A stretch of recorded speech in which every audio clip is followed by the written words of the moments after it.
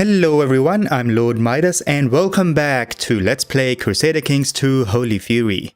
In the last episode, our great Holy Emperor Tsar Rodislav of Carpathia died of cancer.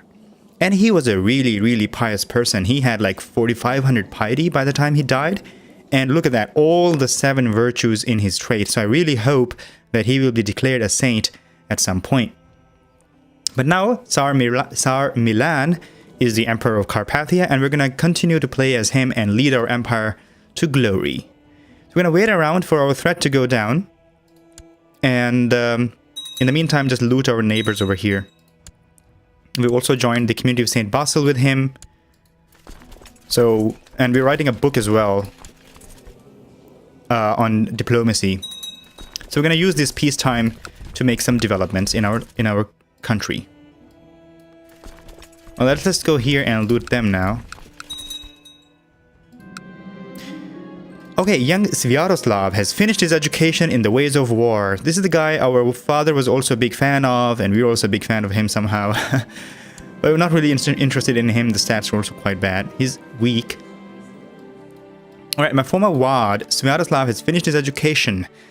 And I will ask him how it is going. And what is that?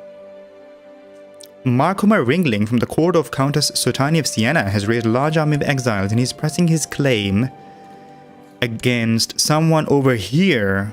Alright, good luck with that. I'm absolutely not interested to find out what's happening there. And look at that. Our ward Sviatoslav has become charitable. Because we are a member of the community of St. Basil, so we have this ability that whenever a ward comes of age, we can give him a good trait, etc. Father calls Malfrida, our daughter, pulling my arm, pleading to play with her and her latest toy, completely oblivious to all the important work I am in the middle of. Yet, how could I say no to such a sweet, innocent exuberance? Alright, what is it? We spend some time with her, we neglect our responsibilities for her sake. Okay. And I really would like to produce some children here. I'm 31 years old, I've got a couple of concubines going. Hopefully that works. One of them is 36 years old, so we might want to set that one aside. Alright, dear Milan, our marshal is inviting us for a gathering of friends and a drink. We will go and have fun. I'm going to set this concubine aside because she's a bit too old for my taste, but I'm first going to demand religious conversion. She becomes iconoclast, and then we set her aside. Alright, we're going to fulfill our duties in the monastery. The trade route from Novgorod is in dire need of a new ship and equipment. I'm not going to lose any gold. I'm going to say it's too expensive because we might want to make that again at some point. She has become iconoclast and now she's going to get set aside.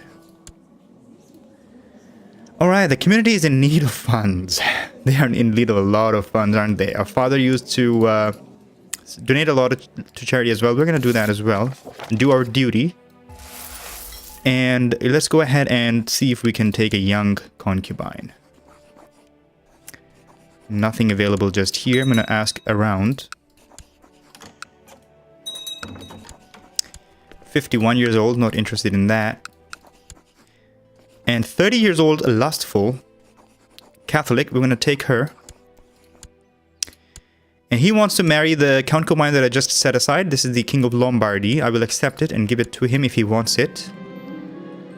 I have been at the monastery for a few days, surrounded by people who share my passion for God and want to spend more time with him.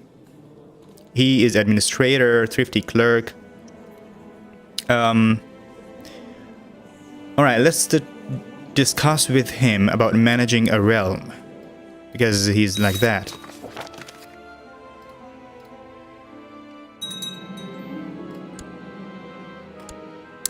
He truly enjoyed my suggestion and we have become close friends. Let's focus on our duties, that's why I'm here after all. I'm not gonna spend more time with him and neglect my duties. Or I'm helping someone siege that, which is not what I want to do. So I want to move out of that and loot some other place. Let's go to Pilsen.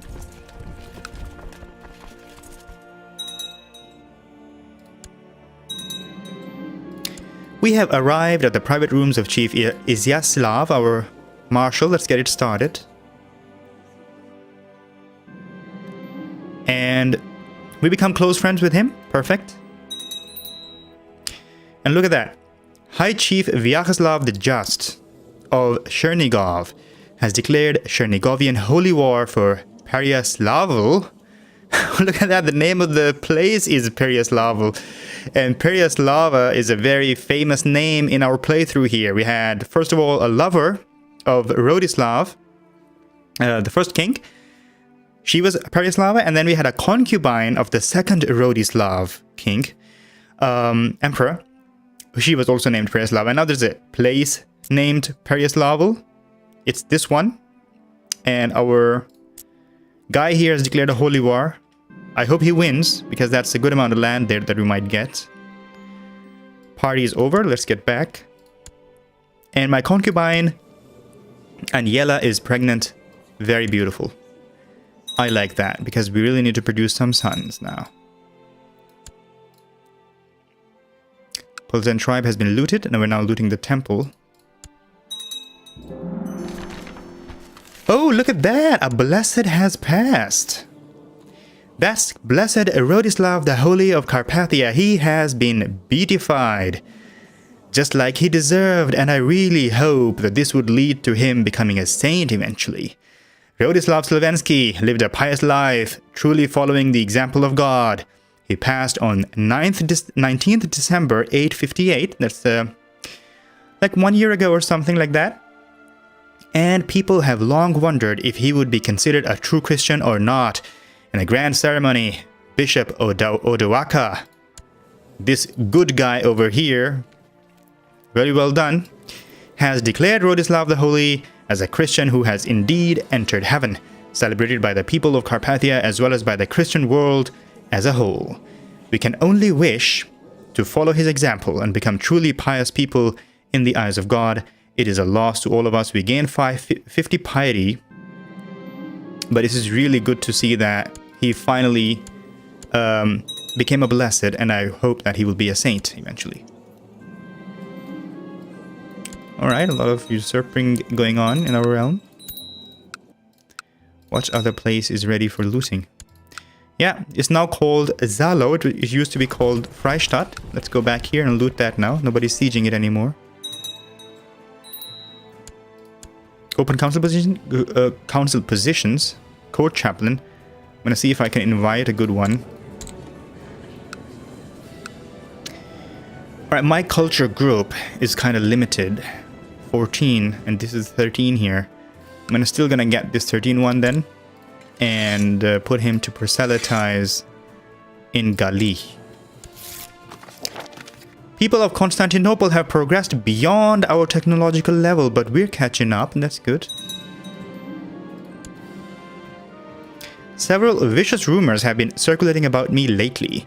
With a lot of effort, I have finally managed to trace them back to High Chief Vyacheslav of Chernigov, our vassal over here, who is pressing a claim, or let's say a holy war down here.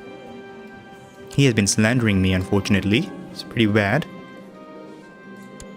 And this is part of the Kingdom of Chernigov here, alright.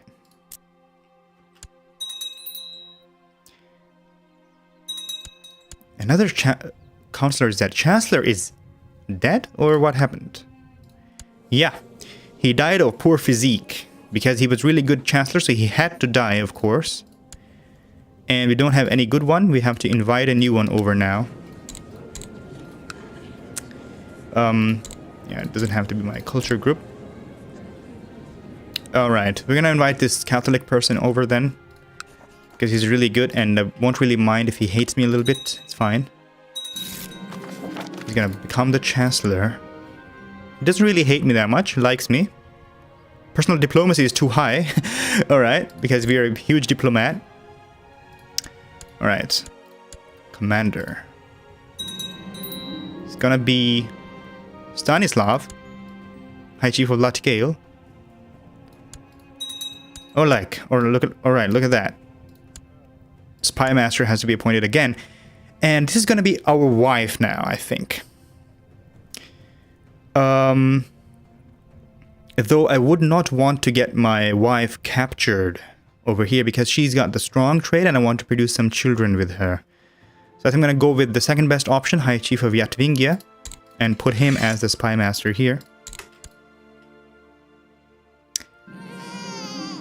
Alright, we have our first son. You have a new heir. If your character dies, you will play as Rodislav Milanovic. He is also named Rodislav in the honor of our father here, who will probably become a saint. We will take that.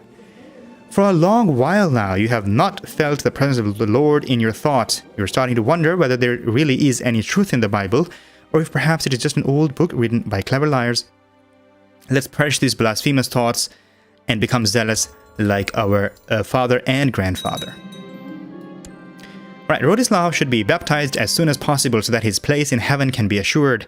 Given that he's the heir of Carpathia, I would make sure that the rite celebrating his coming into this world is as grandiose as possible. Definitely. So our most distinguished clergyman will bless him. And this is Prince Bishop Penno of Lech. Over here. Or a regular baptism will do? No, we will do a distinguished baptism for him.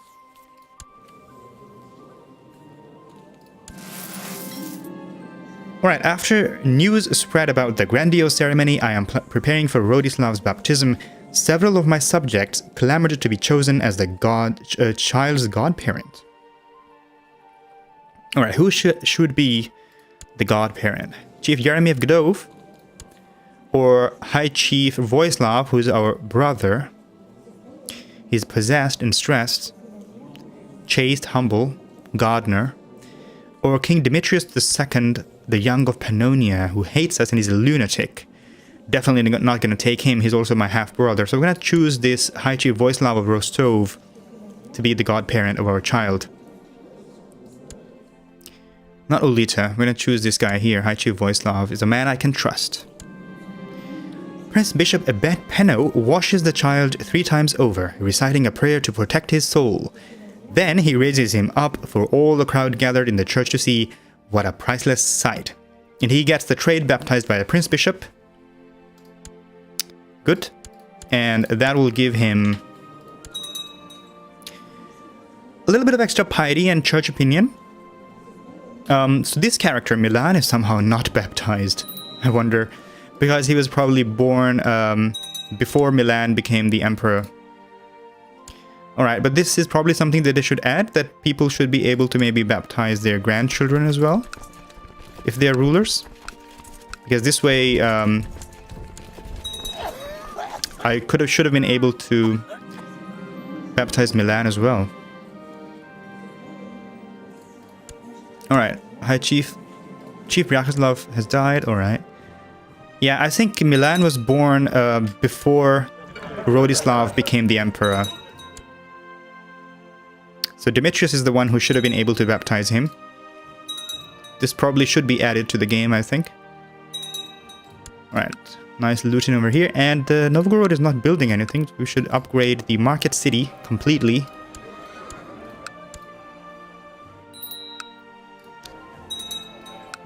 Spend some more prestige in these other counties as well. Practice range over here. And in Rusa, still building.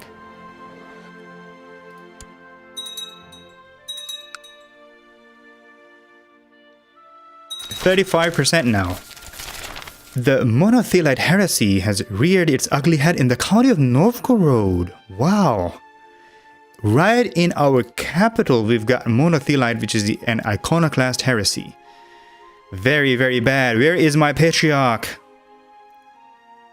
No, I don't want to talk to the locals and become a heretic. I want to ask where is my patriarch?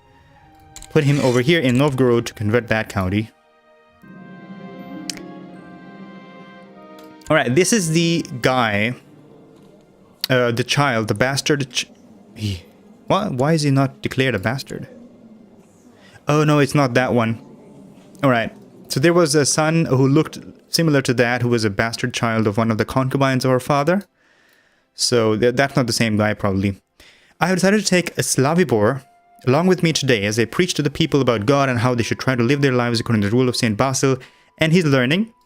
Okay. I think we can go back to Passau now and loot that. The King of Lombardy will lead here, Luitbert.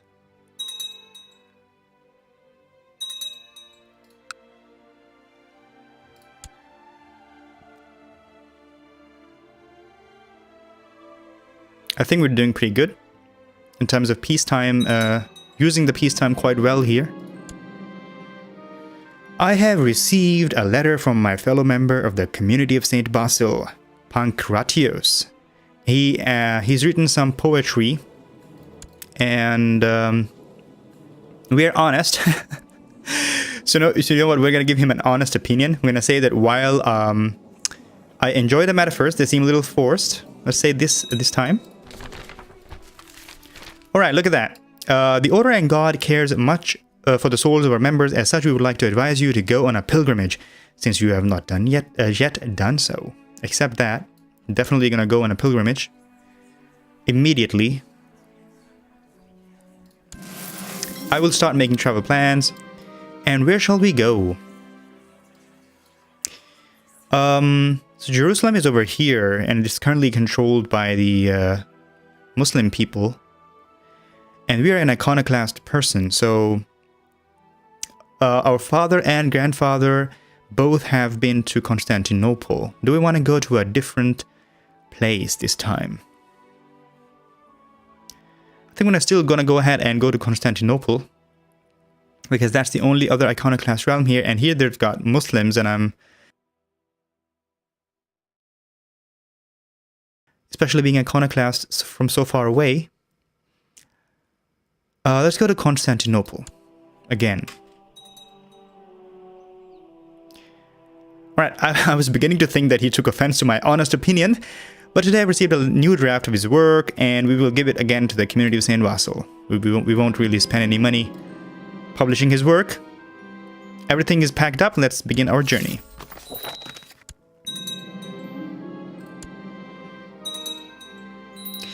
Alright, you look out across the beautiful valley stretching out before you. It would be a wonderful moment if not for the fact that there should be no valley here. You are a pilgrim in an unfamiliar land, and you have no idea where you are. If only I'd listened more to the peasants that gave me directions, and we become patient. Beautiful. The journey is long and hard. Your feet are sore and your back as well. Far from the castle kitchens, the food is barely edible, and on top of that, you seem to feel cold all the time. Perhaps you were not quite cut out for this pilgrimage thing. My faith will see this through, and we might get sick because of that. Or we say that maybe this was a bad idea and we'll rest for a while, and we might become cynical, but we're zealous and patient. So we're going to go ahead and say that my faith is going to see this through, even if we get sick a little bit. Alright, he is flattered that we're giving the work to the community of St. Basil. I'm honored to be surrounded by minds such as his. Oh, look at that! A war has been declared against us. Who is this? Grand Chief of Saxony again, and wow.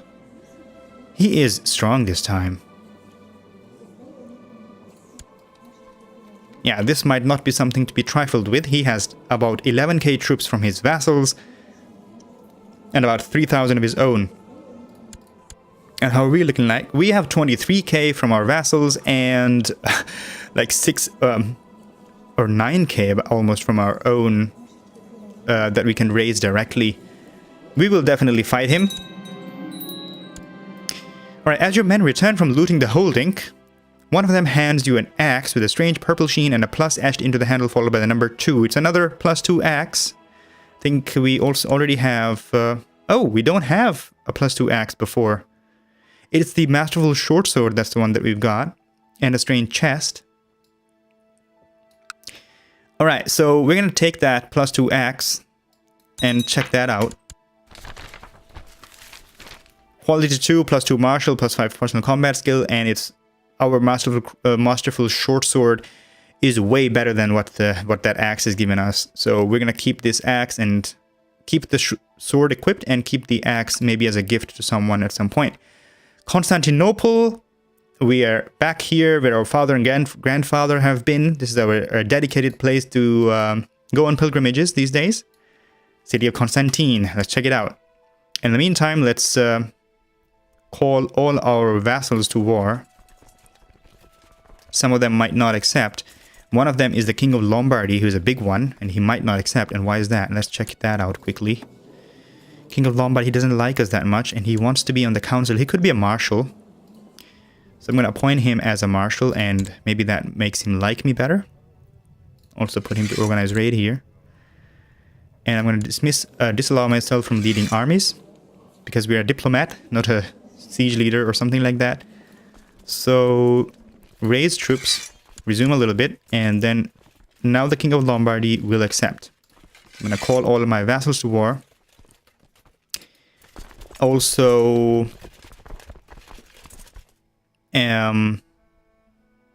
bring my retinues up here. So what was that war about, by the way? It's the Saxon conquest of Saaremaa. This county here. Well, good luck with that. I don't think they will be successful in this. Right, I'm going to ask all of my vassals to join with this army here. The bustling mass of pilgrims is impressive, as are the many languages, colors, and ways of dress present. This is a place where people and ideas meet. We're going to try to become gregarious like our father. And we have become. Very nice. We are a very beautiful diplomat now. You have finally returned from your pilgrimage. It was a rewarding and interesting journey, and you do it all again if you could. Still, it's good to be back home. It's a great experience to be a pilgrim. That also fulfills our mission here. Praise God. Alright, mix that army and tell everyone to combine with this over here.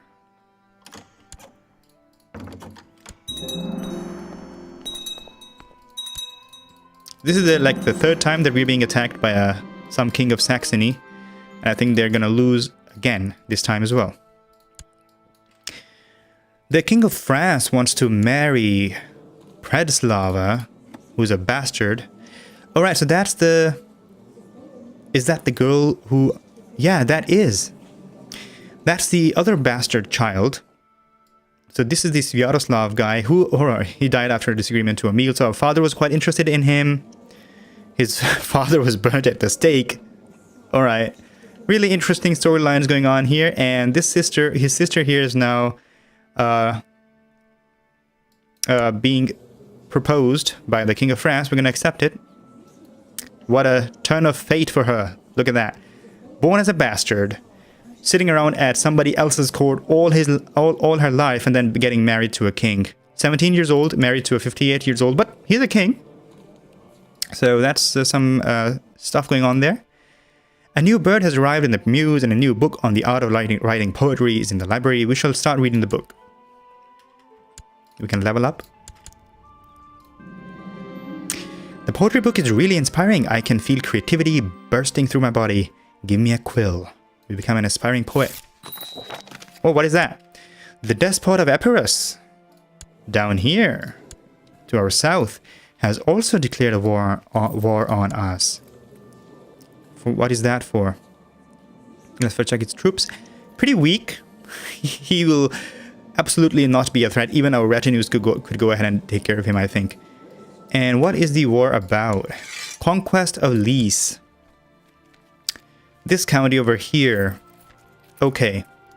I'm gonna call all our vassals to war against that as well. And yeah, let's just take care of the Saxony conquest first. Or maybe we'll split our troops a little bit and send one half down. A young, talented artist from Novgorod proposes to paint an iconic portrait of Blessed Rodislav the Holy, even though we are iconoclast. But he is still not a saint yet. So we're gonna make his portrait, because I don't want this huge, let's say, dynasty negative opinion modifier. So perhaps they should kind of make this so that the iconoclast people do not get a negative opinion modifier if they don't want to make an icon. Maybe this should be changed in the game, because this is kind of a little bit immersion breaking that we are making an icon even though we're an iconoclast. Let's just make it, though he's not a religious figure yet. We become Russophorus in the community. And who's that? Advisor is dead. King of Pannonia, our half-brother, shall become an advisor. Okay. Let's bring our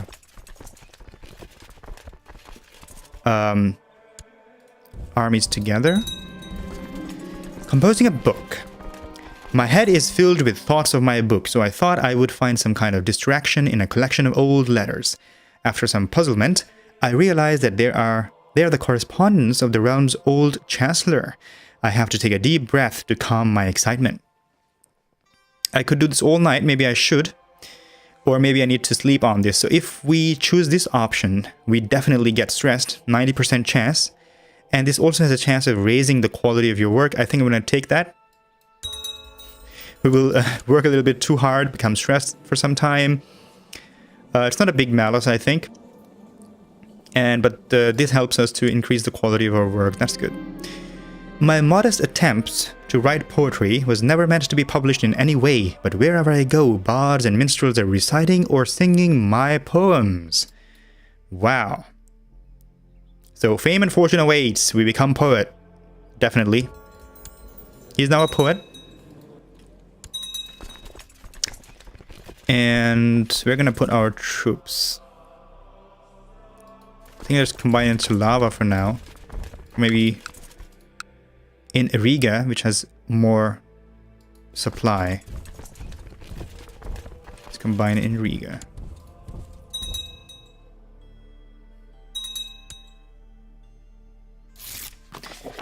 We learned some technology from Constantinople.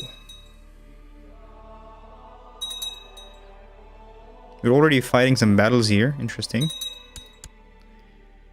And there's some more armies that we shall definitely take care of pretty soon. Combine that and send them to Saaremaa. King Uturgur of Pannonia. Oh my god, this is like a back and forth usurping business going on here in Pannonia. So first, his father usurped it from my son, then he inherited it, my son usurped it from him, and now he has usurped it back from my son. Probably gonna be installed by faction demand, I suppose? Yes. Alright, it's a bit weird. And now I'm not gonna make him an advisor. I hate him. I'm gonna make the King of Ruthenia as an advisor.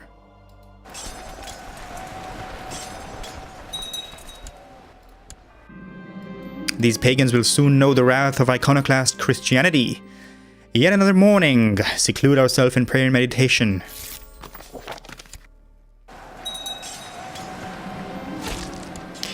I have gained a newfound respect for the hermits of old. We become temperate. 20% chance not becoming temperate just yet. Alright, our capital county appears to be completely upgraded now. So we're going to keep upgrading Ladoga. Let's make the weaponsmith. Increase our retinue size. And probably also hire some retinues at some point. We can hire some gold-based retinues next, which I think I will do. We have enough prestige-based ones. Look at that. King Demetrius the Young has usurped the title Kingdom of Pannonia from Count Uturgur of Esztergom. Again installed by faction demand? Yes. There's like back and forth faction demands going on here. That's quite funny.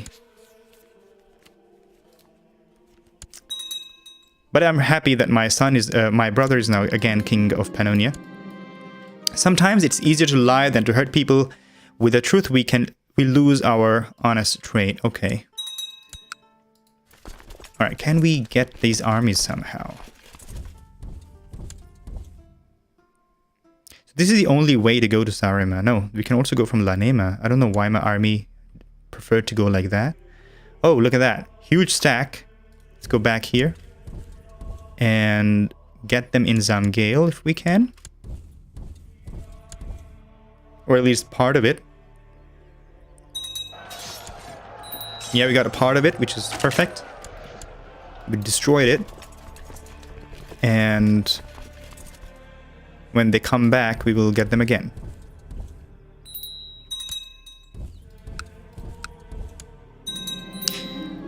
Ion of Severnian Peasant Revolt. Where are you? All the way south here, close to Epirus. We will go there at some point, because we're gonna deal with Epirus as well.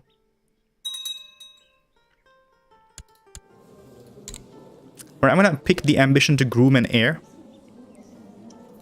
Or should we pick the ambition to become paragon of virtue, just like our father? Groom an heir will allow me to produce more children, though even one child is enough, I think. Oh, he is hair-lip. So that reduces his attraction, opinion, and diplomacy a little bit. So maybe we want to produce more children. Let's groom an heir. Fertility is increased by 20%.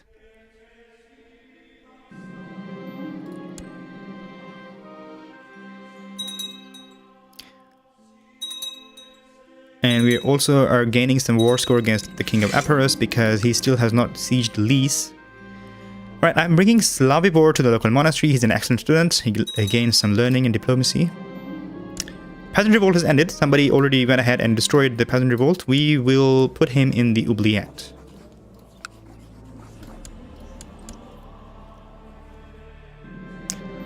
Who is that now?